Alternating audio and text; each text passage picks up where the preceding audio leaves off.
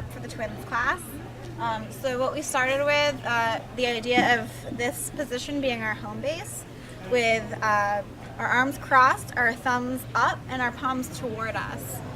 And what we did was we practiced one at a time, and from this position, letting our arms rotate out once and then back together, out, palms out once and back together, and then doing this position together. And so with hoops, that looks like 1, 2, and back together again like that. From here, we talked about the ability to fold down or up. So from here, we can palms out, fold down, or palms toward and then up again to the sky. So creating this sort of falling motion. And from there, that we could uncross, come out, back up, and fold down.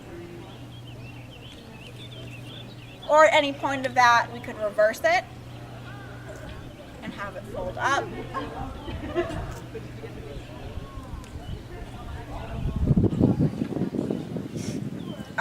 From there, we also talked about midway through when we're folded out to this position with our thumbs up and our palms out, doing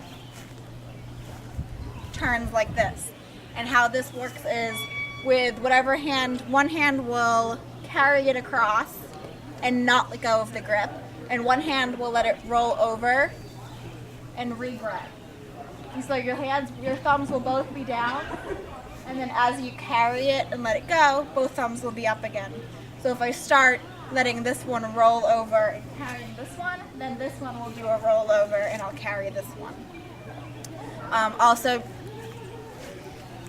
stressing that this is a nice way to move with your hoops and also change direction and face your audience in a more amphitheater setting.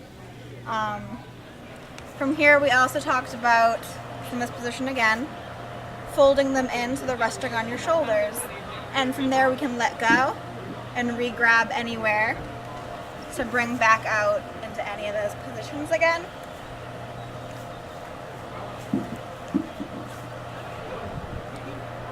Like so. Then we went into some illusionary tricks.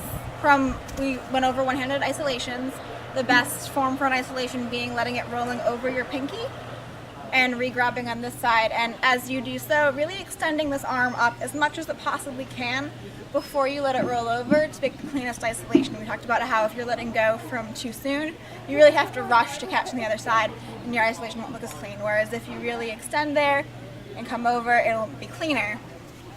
So we talked about putting one hoop on your wrist, like so. I like to have it sort of resting in between that bone, so it sort of has a little nook to sit there, and grabbing your other hoop. And we talked about sort of swaying with this, start to get the feeling of how that feels. And then when you are comfortable, to focus on this middle hoop and not even give the other hoop 2 cents. It's gonna matter how fast you're going, but once you figure out how fast you need to be going, all you need to do is focus on the hoop in the middle and isolate.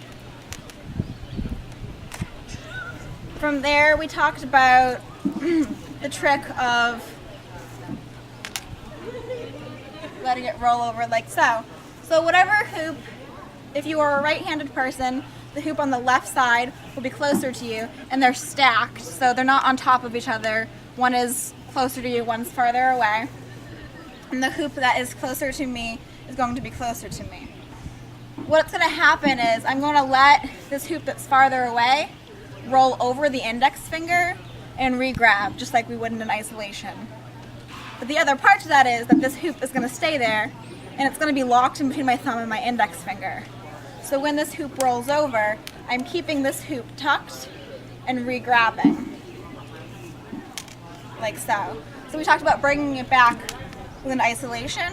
We also talked about letting it roll and doing a turn to bring it back. We also said it would probably be a good idea to practice on both sides, even though I don't do it often. So to try it on the other side, now the right hoop will be closer to me because that's what's closer. And practicing like so. So practice both sides. I also shared this little tidbit that was neither here nor there, but still fun, where if you let your hoops cross and put it on your neck, if they are within length to grab, you can spin out from here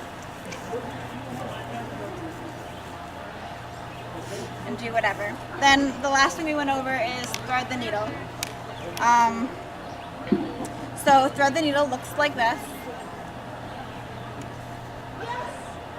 And how we broke that down is we're talking about having one hoop really pushed away at a different level and one hoop closer to you.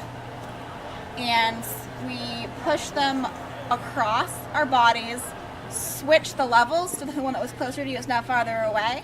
And we let both roll over our pinkies and re-grab out. And then whatever hoop you started with closer is now farther away. And we do the same on the other side, letting it roll over and switching the levels. For people who are comfortable with that, we talked about stalling it and doing a reverse thread the needle.